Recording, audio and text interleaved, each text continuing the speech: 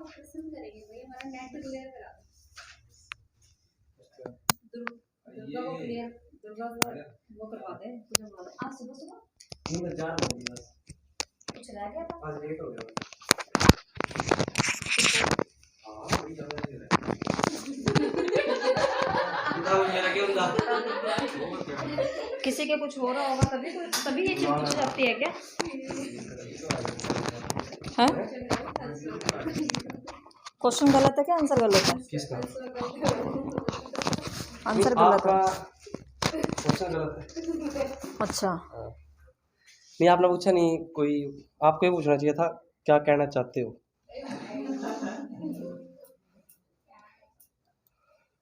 देख लिया मैंने क्या कहना वो देखिए आपने 3 इडियट्स।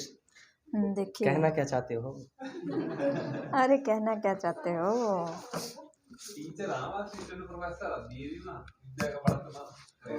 हाँ ऐसा है मैडम। देखो ये टीचर है, आ जाओ तो जो है आओ ये भी नहीं बाद में करेंगे इंट्रोडक्शन। ठीक है आ जाओ। नहीं जा रहा हूँ मैं। ठीक है तो ये मुझे शक्ल दिखाने आए थे कि भाई मैं आ गया हूँ। ये आपका आशीर्वाद लेना तो सवेरे जरूरी होगा। आपका आशीर्वाद तो लेना जरूरी होगा। और कोई सेवा और बताओ। हाँ जेरफ लेके जाओ यहाँ से, तो आए हो तो चलो बच्चों को ले जाओ। मैंने गोद दिला दो किसी 80 उसी का। क्या दिला दो? गोद दिला दो 80 का।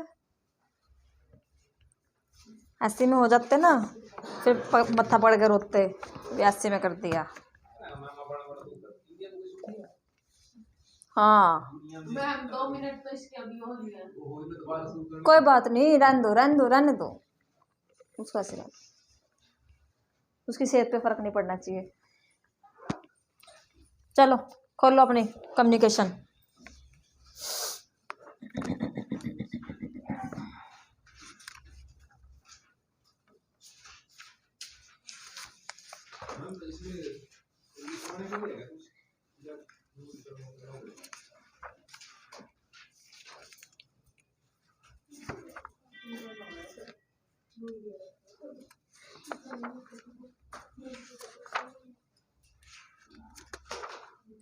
देखो इसमें बैरियर्स होंगे, टाइप्स हो गए थे।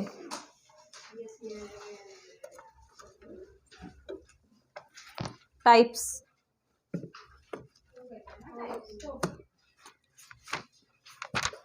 आपने क्वेश्चन कितने सॉल्व किए हैं इसमें से? हैं देखो ये पेज नंबर निकालो 4.26 4.26।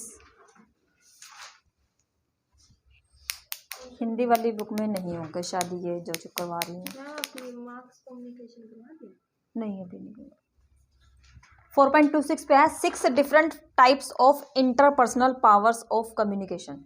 यहाँ पर इंटरपर्सनल दिया हुआ है। इंटरपर्सनल का मतलब क्या होता है? जब 2 या 2 से ज़्यादा मेंबर जो हैं आपस में, अगर ये इसको हथौड़ी को कुछ होगा ना तो ये देख लेना है। ये क्या है? ये मैम पूजा पाठ है। ये पूजा पाठ है। शुद्ध हो जाए वातावरण इस तरह पद्धति वाली पूजा पाठ के साथ तो ये पूजा पाठ में ये है। अब वो है नहीं था, मैं क्या करूँ अपने बात फेंक उसको जिसमें ये रखी जाती थी। फिर मैंने सोचा पता है इन्होंने क्या किया था? पता है तुम लोगों को? हैं नमक की डिब्बी में वो लगा दिया। बताओ जरा। पूजा के वो डिब्बे ऊपर तो जगह भी नहीं। मैम ब्रिटिश सरकार ने कहा था, एक्सक्यूज मी मैम, ब्रिटिश सरकार ने कहा था कि जो इंडिया वाले हैं ना वो जुगाड़ू होता है। ये वही है। ओम भट्ट स्वाहा ओम भट्ट स्वाहा। ये देख लेना, पेपर नहीं हुआ ना, यही पढ़ेंगे तुम्हारी, देख लेना। शिवजी के नीचे आपने पता शिवजी की नो सरस्वती है कौन है? सरस्वती माता बीच में गणेश जी और फिर शिवजी आदि बस हो गया। चलो देखो इंटरपर्सनल कम्युनिकेशन क्या होता है? इंटरपर्सनल इसमें 2 या 2 से ज़्यादा मेंबर जो है आपस में कम्युनिकेशन करते हैं। ठीक है, उसको क्या बोलते हैं, इंटरपर्सनल। अब इसने क्या बोला है, 6 डिफरेंट टाइप्स बोल रहे हैं किस चीज़ के, इंटरपर्सनल के। और पावर आगे तो किसी ऐसी चीज़ में दिखाएंगे ना हम कि भी किस किस चीज़ में जो है पावर्स जो है होती है और कितनी तरीके की होती है। फर्स्ट नाम क्या है, एक्सपर्ट पावर। एक्सपर्ट पावर देखो, एक पर्सन वो है जिसको कोई चीज़ आती है, एक पर्सन वो है जिसको वो चीज़ नहीं आती है। जैसे मुझे गाड़ी चलानी आती है और आपको अगर गाड़ी चलानी नहीं आती है तो नॉर्मल सी चीज़ है, डिफरेंस है ना बीच में, किस चीज़ का, एक्सपर्ट का। क्या आप किसी ऐसे पर्सन के साथ गाड़ी चलाना सीखोगे जिसको नहीं आती, नहीं सीखेंगे ना, इनको खुद तो जाएगी साथ में मुझे भी लेके जाएगी, ठीक है ना। तो वो क्या है, एक्सपर्ट की पावर है। मतलब समझ में आया। अब एक्सपर्ट की पावर में चाहे वो वर्ड कुछ भी दे दे, ठीक है, वो क्या, वो हमारी समझ के ऊपर है कि एक्सपर्ट की पावर में क्या होता है, एक पर्सन जिसके पास उस चीज की नॉलेज है जो नॉलेज मेरे पास नहीं है। सेकंड कौन सी है, रेफरेंट जो पावर होती है वो ये होता है कि जो हमारे रेफरेंस के आधार पे होती है। जैसे कई बार होता है ना कि भाई हाँ मैं उसके रेफरेंस से आई हूँ, होता है ना कि भाई वहां जाके मेरा नाम ले देना। एक अच्छा एग्जांपल दूं, जैसे चलान कटते हैं ना, लड़कों को जैसे चलान कटते हैं बाइक के, वो पहले ही बाइक से उतरते नहीं, पहले फोन मिलाएंगे, रुक जा मैं बात करवाता हूँ। वो क्या है, वो भी रेफरेंस है, रेफरेंस पावर है, ठीक है। और कोई एग्जांपल इसका, और कोई एग्जांपल, मेन तो यही है, अच्छा है ये एग्जांपल कि भाई हाँ जब हम किसी का रेफरेंस देते हैं कि भाई मैं उसके रेफरेंस से आया हूँ। जैसे ये आए थे अभी, ये अपने फादर के रेफरेंस से वहां लगे हुए हैं कॉलेज में, रेफरेंस है ना। अच्छा, रेफरेंस किसी ऐसे बंदे का चलेगा जिसकी पोजीशन है, या ऐसे बंदे का जिसकी पोजीशन नहीं है, जिसकी पोजीशन है, जो किसी ना किसी चीज में एक्सपर्ट है। दोनों चीजें आ गई ना, एक्सपर्ट भी आ गई और रेफरेंस भी आ गया, ठीक है। 4.26 पे है, ओपन कर लो, रेफरेंट। इसको पढ़ना, जो चीज मैं बता रही हूँ वो तो सिंपल लैंग्वेज में बता रही हूँ, लेकिन बुकिश लैंग्वेज भी पढ़नी जरूरी है, ठीक है।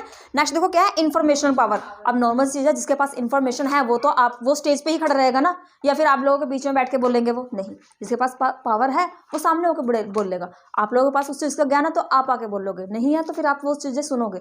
अब जैसे रैली होती है, रैली में कौन बोल रहा होता है, लीडर, और बाकी जो आधे तो उसमें ऐसे होते हैं जिनको यही नहीं पता होता किसकी रैली में जा रहे हैं, होते हैं ना, ऐसे बहुत सारे होते हैं जो हाँ भाई बंधु में चले गए बस, ठीक है। नेक्स्ट क्या है, लेजिटिमेट पावर। लेजिटिमेट पावर पता है कैसे, हायर अथॉरिटी की होती है। हायर अथॉरिटी कैसे, जैसे किसी कंपनी में CEO, मैनेजर हो गया, ठीक है, और पेरेंट्स हो गए, टीचर्स हो गए अपने, हाँ, तो वो क्या, हाई अथॉरिटी, जिनके पास अथॉरिटी ज्यादा होती है। अब अथॉरिटी के लिए ना मैंने आपको एक वर्ड बताया हुआ है, क्या था वो वर्ड, टीचिंग में बताया था। किसी भी पर्सन को इंस्ट्रक्शंस देने के लिए मेरे पास अथॉरिटी का होना बहुत ज़रूरी है। और अगर वही अथॉरिटी की बात, इंस्ट्रक्शन की बात अगर इंस्टीट्यूट पे या स्कूल में या कॉलेज में हो रही है, तो ये किसके बारे में बात हो रही है, बात हो रही है टीचर के बारे में। ये डिकोडिंग है इसकी, ठीक है, बुक में कहीं भी लिख लेना इसको, लेजिटिमेट पावर। नेक्स्ट आता है रिवॉर्ड पावर। रिवॉर्ड, मम्मी बोलते हैं ना इस क्लास में इतने नंबर ले आओ आपको ये चीज मिल जाएगी, है ना, 5वीं क्लास में इतने नंबर ले आओ आपको क्या मिल जाएगा, क्या मिल जाएगी, साइकिल मिल जाएगी। स्टार्टिंग वाली तो यही होती है, वीडियो गेम मिल जाएगी, होता है ना। थोड़ा सा आगे कर लो इस बेंच को, पीछे वाले, है ना। और उससे आगे आगे जैसे क्लास बढ़ते हैं तो वो चीज़ें भी क्या है, बढ़ती रहती है, वो रिवॉर्ड पावर होती है। अच्छा, रिवॉर्ड पावर से हमें क्या सीखने के लिए मिलता है, अप्रिसिएशन मिलती है। और पनिशमेंट से, पनिशमेंट में से भी इम्प्रूवमेंट होते हैं, लेकिन वो किसी किसी के ऊपर डिपेंड करता है कि उसने पनिशमेंट को जो है पॉजिटिव वे में ले लिया। जैसे आजकल के तो नहीं लेते हैं बच्चे, आजकल के तो नेगेटिव ही लेते हैं, आजकल तो नेगेटिव ही लेते हैं। नहीं, नेगेटिव होती तो है, जैसे फादर ने कुछ कह दिया, फादर साहब से तो वैसे भी सबको डर लगता है, आज के टाइम में तो खैर नहीं लगता, पिछले वाले जो जनरेशन गई है ना वो तो साथ में बैठ नहीं सकते। तो वो चीज़ क्या है, पनिशमेंट तो है, लेकिन पनिशमेंट इसलिए तो नहीं है कि भाई हाँ दबा कर ही रखना है, पनिशमेंट इसलिए है कि भाई थोड़ा सा निखरे, अपने बारे में थोड़ा सा सोचे, वो चीज़, वो भी पावर क्या, रिवॉर्ड पावर ही है। इसको हम पता है क्या बोलते हैं, इसको क्या था वर्ड वो? बच्चे को उकसाने के लिए, एनकरेज करने के लिए 2 फैक्टर्स का यूज़ किया जाता है, एक पॉजिटिव फैक्टर, एक नेगेटिव फैक्टर।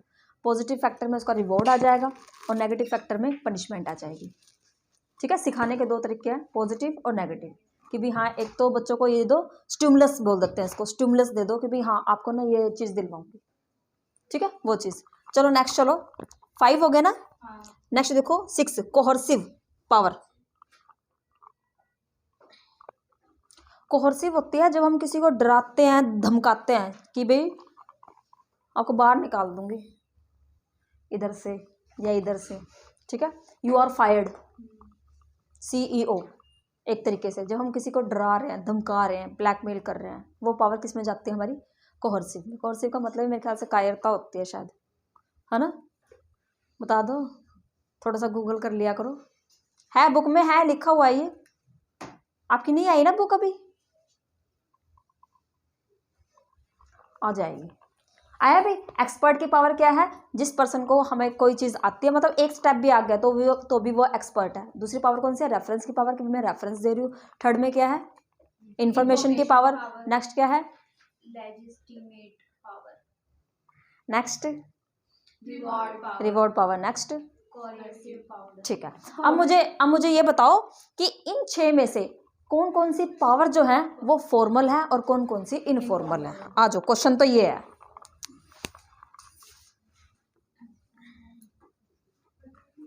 फॉर्मल और इनफॉर्मल का मतलब बताया हुआ ना। क्वेश्चन स्टार्ट होता है यहाँ से। क्वेश्चन भी ये आया हुआ पेपर में कि इनमें से कौन सी पावर जो है फॉर्मल है, बताओ। फर्स्ट पावर क्या है? फर्स्ट कौन सी है? Expert power. तो ये किस में जाएगी हमारी? इसमें। ठीक है, नेक्स्ट रेफरेंस किस में जाएगी? इनफॉर्मल में। क्या है? रेफरेंस। Next informational, information. और कोई नहीं, भी देख लगती हूँ। Next legitimate. नेक्स्ट रिवॉर्ड तो इसमें जाएगा। ठीक है, आगे कोहर्सिव किस में जाएगा? 3 आएंगी, 3 उधर जाएंगी, 3 इधर आएंगी।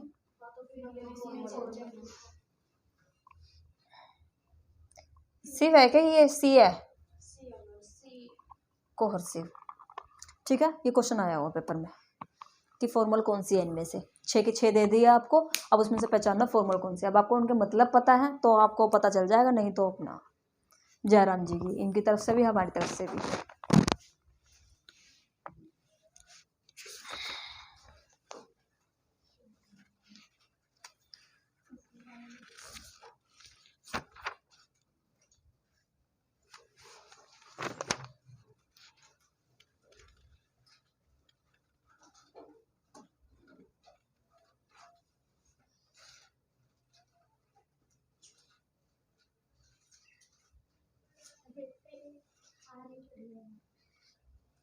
ये हो गया।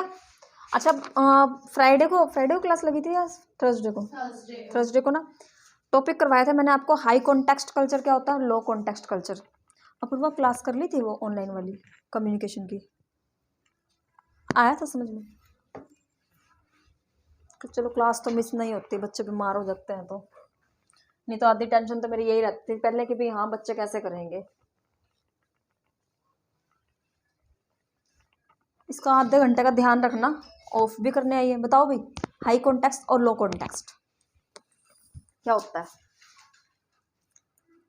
बुक में ढूंढ रहे हैं नमूनो। हाई कॉन्टेक्स्ट और लो कॉन्टेक्स्ट कल्चर क्या होता है?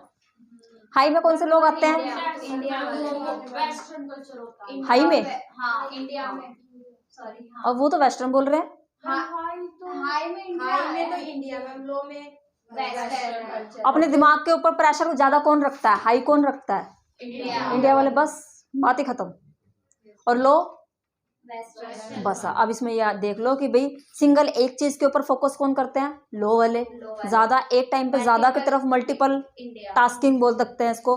और इसमें एक वर्ड और आता है मोनोक्रोनिक और पॉलीक्रोनिक। उसमें एक वर्ड और लिख लो, मोनोक्रोनिक। मोनो का मतलब होता है सिंगल एक चीज के ऊपर फोकस करना, तो मोनोक्रोनिक किस में आएगा, लो में आएगा ना। और पॉली, पॉली का मतलब होता है मल्टीपल, पॉली, पॉलीक्रोनिक, पॉलीक्रोनिक। और इंडिया में क्या होता है? मोनो नहीं, पॉली आएगी, पॉलीक्रोनिक आएगा आपका इसमें हाई कॉन्टेक्स्ट में, और वो दूसरा जाएगा उसमें लो में, ठीक है, मोनोक्रोनिक। अच्छा, एनालिटिकल थिंकिंग और होलिस्टिक थिंकिंग किस में जाएगी, ये पेज नंबर 4.19 पे है, 4.19 इसमें मैम थोड़ी चीजें नहीं है।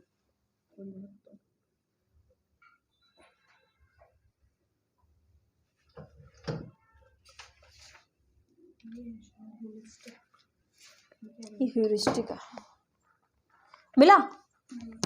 कोई नहीं, अगर नहीं है ना तो अपने स्टिकी नोट्स लेके और इसमें बुक में ही पेस्ट करना, अलग से नोट्स मत बनाना इनके, ठीक है?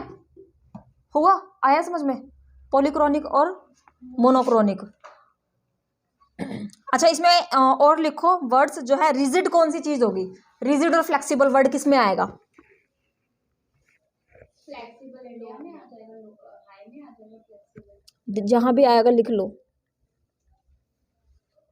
फ्लेक्सिबल का मतलब क्या है कि झुकना ज्यादा, कहाँ चलता है, ठीक है? तो क्या किस में आएगा, एक बार आप क्लियर करो। हाई में क्या चीज, फ्लेक्सिबल पॉलीक्रोनिक में आएगा, हाँ, मतलब इंडिया वाले में हाई कॉन्टेक्स्ट में। और जो रिजिड चीजें आएंगी वो आएंगी हमारी किसमें,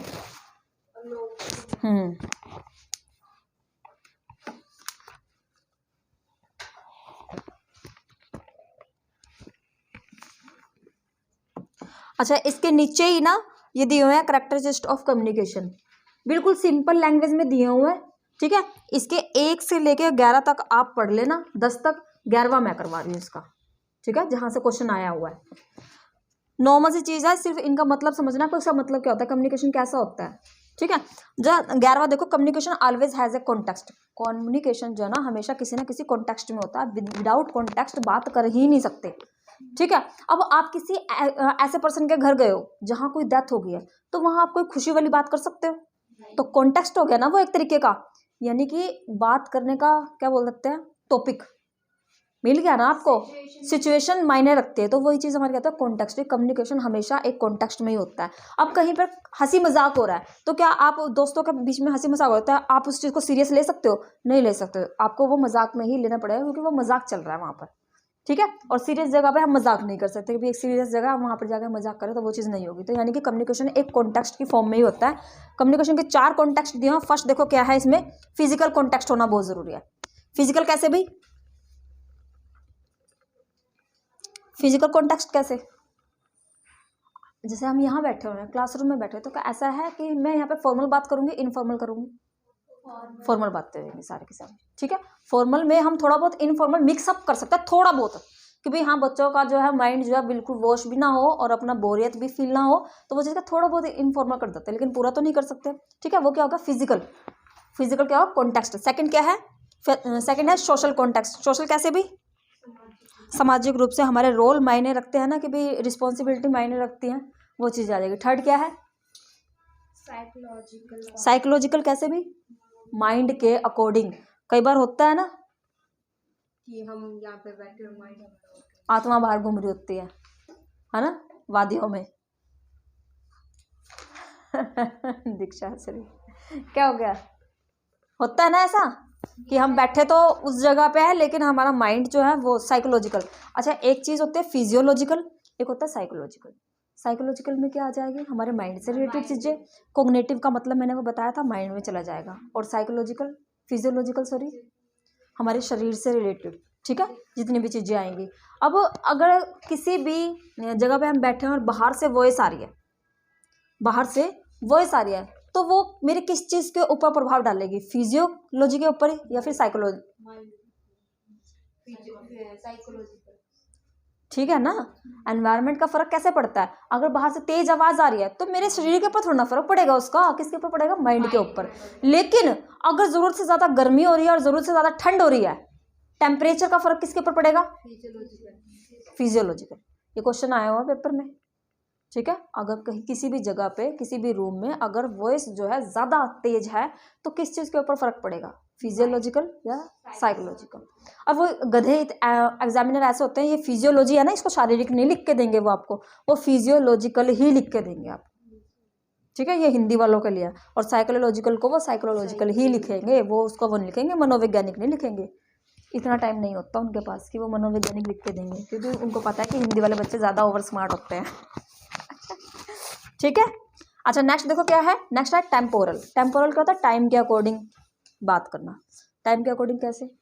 अगर 9 से 12 का टाइम है, सुबह का कोचिंग का टाइम है, स्कूल का टाइम है, कॉलेजेस का टाइम है, बट रात को अगर कम्युनिकेशन हो रहा है 10 बजे के बाद, अब जब आप सो रहे हो, सपोज करो 2 बजे बेल बजी, किस चीज़ की होगी? सबसे पहला जो माइंड में क्वेश्चन आता है, कौन गया है, कौन गया? तो वो चीज़ क्या है? टेम्पोरल।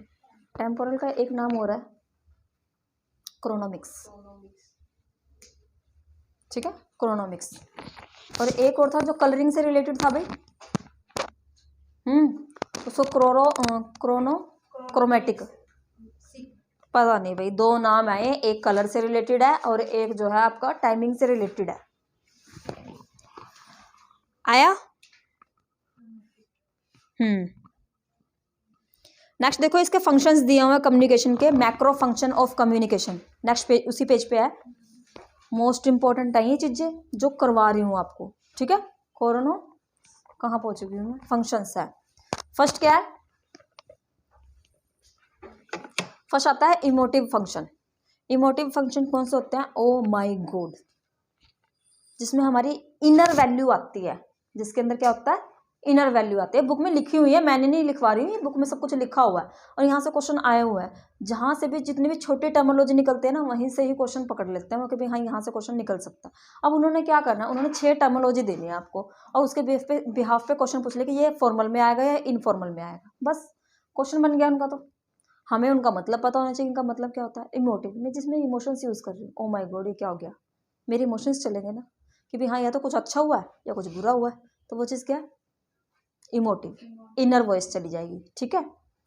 उनके पास बैठ जाओ आप, बुक नहीं है ना आपके पास, है तो सही बुक में, लेकिन थोड़ा सा ढूंढना पड़ेगा। कोई नहीं, अभी उनके पास बैठ जाओ, देख लो। सेकंड देखो क्या है, डायरेक्टिव फंक्शन। डायरेक्टिव फंक्शन क्या होता है कि भाई किसी के बिहेवियर के ऊपर ये चीज़ होती है।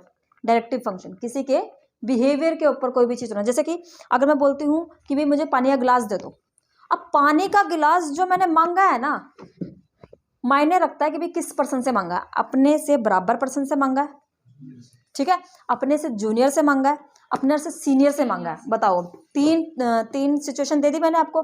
अब बताओ किससे किस तरीके से पानी मांगोगे? जूनियर, अरे मैंने पूछा किससे किस तरीके से पानी मांगोगे? मतलब सीनियर से तो फॉर्मल, सीनियर को बोल सकते हो पापा। ये बताओ जरा, पापा ने कितनी बार पानी पिलाया?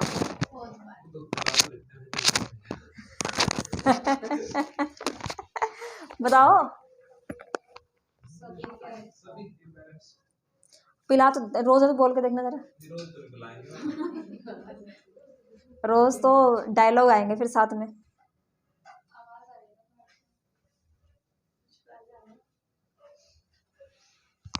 नहीं, यहाँ मेरे को यहाँ से यहीं से आ रही है।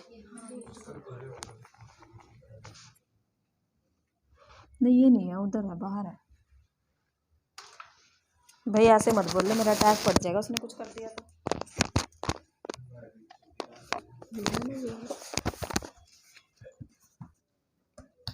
वो नहीं है, जरा सो रहा है वो। आधे घंटे की हो गई। 10-15 पे करते हैं। ठीक है भाई, हो गए काम भी। आगे देखो, जैसे छोटे हैं हमसे, उनसे क्या कौन सा तरीका होगा? इनफॉर्मल। मार भी देंगे, ओए पान लेके आ, चल ठीक है, सेम लेवल पे है। दे दे, मैंने तेरा काम नहीं किया था, मैंने भी तो तुझे ला के दिया था, होता है ना। यानी कि सेम लेवल, हम इधर से दे भी रहे हैं, उधर से ले भी रहे हैं। अगर बड़े हैं तो हम क्या करें? रिक्वेस्ट करते हैं, रिक्वेस्ट। अब मैंने कम्युनिकेशन का टाइप करवाया था आपको फॉर्मल, नीचे से ऊपर की तरफ कोई जा रही है चीज़ तो वो हमेशा क्या जाएगी? रिक्वेस्ट जाएगी, सजेशन जाएंगे। क्या ऑर्डर दे सकते हैं? माता पिता को नहीं दे सकते, तो वो चीज़ क्या है?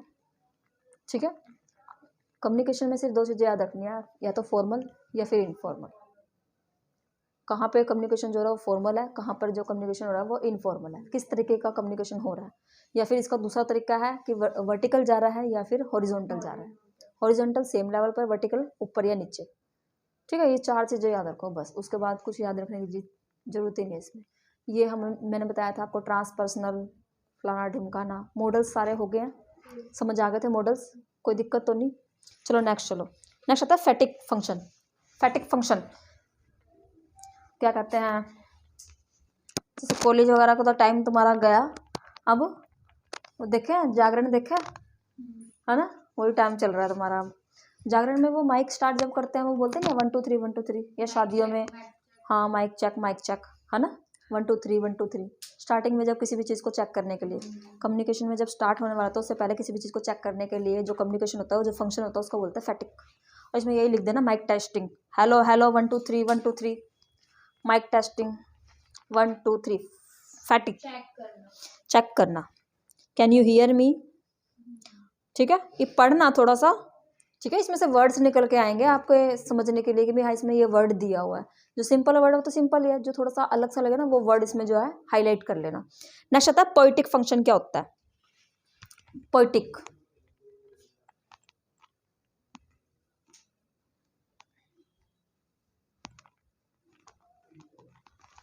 पोएटिक फंक्शन देखो, पोएटिक एक तो होता है सिंगल फॉर्म में किसी भी चीज़ को बता देना, जैसे गंगा।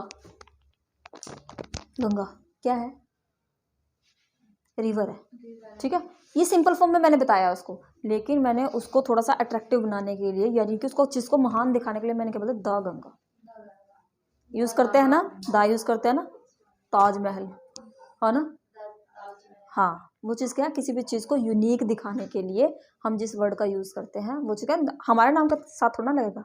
और जैसे अशोका द ग्रेट, जो प्रसिद्ध, ठीक है, हाँ पॉपुलर चीज़ों के लिए जब हम किसी चीज़ को यूनिक दिखाने के लिए जिन वर्ड्स का यूज़ करते हैं उनको बोलते हैं पोएटिक। लिख लो इसमें, यूनिक दिखाने के लिए।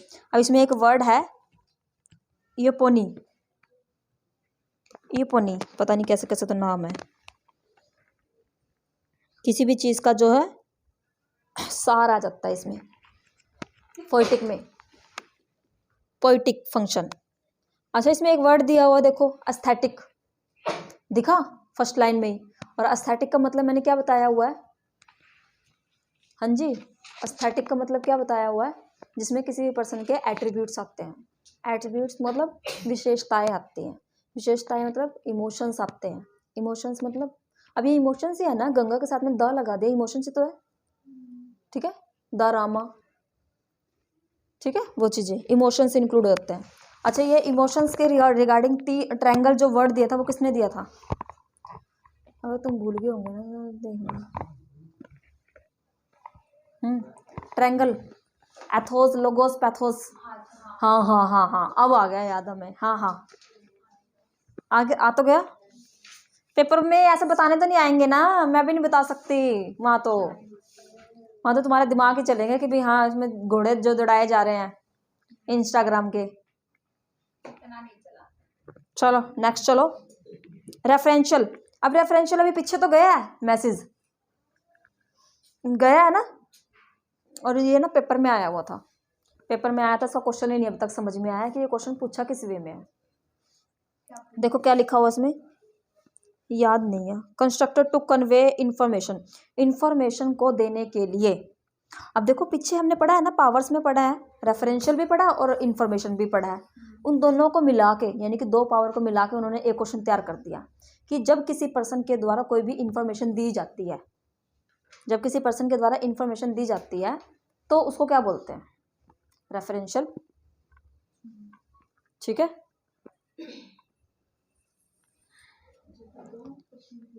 जब किसी पर्सन के द्वारा इंफॉर्मेशन जो है कन्वे की जाती है, यानी कि बताई जाती है, तो उसको क्या बोलते हैं? Referential function. नेक्स्ट आता है मेटा लिंग्विस्टिक। मेटा का मतलब बताया हुआ मैंने, है ना, और लिंग्विस्टिक। अब एक पर्सन तो वो है जिसको हरियाणवी आती है, एक पर्सन वो है जिसको हिंदी भी आती है, हरियाणवी भी आती है, पंजाबी भी आती है, इंग्लिश भी आती है, सब कुछ आती है, तो वो चीज़ मेटा लिंग्विस्टिक हो गया ना। ठीक है, मेटा लिंग्विस्टिक। देखो इसमें सेकंड लाइन में दिया हुआ है attention on the code of language itself. जो रॉ एजेंट होते हैं, क्या वो सिंगल लैंग्वेज में बात करते हैं? जो कोड होती है, कोड का जो वो आता है, क्या बोलते हैं, रिजल्ट जो आता है, वो सिंपल लैंग्वेज में आता है? नहीं, स्टेनो में आता है ना, स्टेनो में आता है, उसको वही पढ़ सकते हैं। ठीक है, वो चीज़ क्या है? मेटालिंग्विस्टिक ही है, नॉर्मल पर्सन से थोड़ा सा अलग। ठीक है, नेक्स्ट देखो, नेक्स्ट क्या है, इसको पढ़ लेना, इसमें और भी बहुत सारी चीज़ें लिखी हुई हैं। कॉन्टेक्चुअल फंक्शन कौन से होते हैं? कॉन्टेक्चुअल अभी बताया मैंने पीछे आपको। कॉन्टेक्स्ट क्या होता है? किसी भी फॉर्म में किसी भी चीज़ को बताने का तरीका। अब मैं आपको बोलती हूँ कि भाई ये मार्कर है, इस मार्कर को एक्सप्लेन करो, तो क्या सब एक ही चीज़ बताएंगे? सब अपनी वर्डिंग्स को अलग अलग फेज में जो है बताने की कोशिश करेंगे। और इसी को जब हम किसी भी चीज़ को अपने वे में बताने की कोशिश करते हैं तो उसको बोलते हैं पैराफ्रेजिंग। क्या बोलते हैं? पैराफ्रेजिंग। जैसे इसका एग्जाम्पल लिखने की जरूरत नहीं है, इसको एग्जाम्पल देखो। पेपर दिए हैं सभी ने पीजी के, ठीक है, एक तो हम बुकिश लैंग्वेज पढ़ के गए, और जो पेपर में लिख के आता है क्या वही लिख के आते हैं? बताना जरा, बताओ। जो फैक्ट होते हैं, फैक्ट भी छोड़ो, फैक्ट भी नहीं लिख के आते, नाम किसी का उठा लिया, डेफिनेशन किसी की उठा ली, और उस टाइम पे हमें पता भी नहीं होता कि भाई ये जो डेफिनेशन जो लिखते हैं ना, ये भी एग्जैक्ट होनी चाहिए। ये आकर तो नेट पे पता चलता है कि ये डेफिनेशन किसके द्वारा दी गई है। अच्छा, ये भी आते हैं पेपर में, और वहाँ पेपर में क्या लिख के आए हम? एक भी वर्डिंग बुक में से नहीं लिख के आते, एक भी वर्डिंग पढ़ तो रहे हैं, उसको बोलते हैं पैराफ्रेजिंग। जब किसी भी चीज़ को हम अपनी वर्डिंग में अपनी एक्सप्लेनेशन के साथ जो है डिस्क्राइब करते हैं, पैराफ्रेजिंग। पैराफ्रेजिंग, फ्रेज क्या होता है? किसी भी चीज़ को एक्सप्लेन करना, पैरा अपनी ही लैंग्वेज में। आया? नेक्स्ट लिखो, ह्यूरिस्टिक फंक्शन क्या होता है? ह्यूरिस्टिक वर्ड 2-3 जगह यूज होता है। अब बच्चे कहेंगे मैडम ने आज कुछ नहीं लिखा, आज ऑनलाइन वाले। बंद करना जरा, इसको बंद करके दोबारा स्टार्ट कर दो।